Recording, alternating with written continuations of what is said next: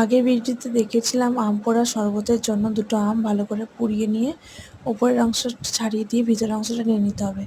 তারপর তার মধ্যে এক এক করে পরিমাণ মতো চিনি, পরিমাণ মতো নুন, আগে থেকে ভেজে রাখা ভাজা মশলাটা, একটা বা দুটো জলজিরা এবং ঠান্ডা জল। আপনারা চাইলে বরফও দিতে পারেন। তারপর সেটাকে ভালো করে ঘুটে নিয়ে তার মধ্যে দিয়ে দিব লেবুর রস। তারপর সেটাকে ভালো করে ঘুটে নিয়ে সার্ভ করুন পোড়ার শরবত। তো খেতে খুব সুন্দর হয়েছিল, দারুণ হয়েছিল। এই গরমের মধ্যে এরকম শরবত খাওয়া শরীরের পক্ষে খুবই ভালো। আপনারা চাইলে একবার অবশ্যই ট্রাই করে দেখতে পারেন। তো জলের কালারটা দেখে মনে হচ্ছিল যেন ফুচকার জল। এই জলটা ফুচকাতেও ইউজ করা যেতে পারে। খেতে অসাধারণ লাগবে। তো কেমন লাগলো ভিডিওটা অবশ্যই কমেন্ট করে জানাও।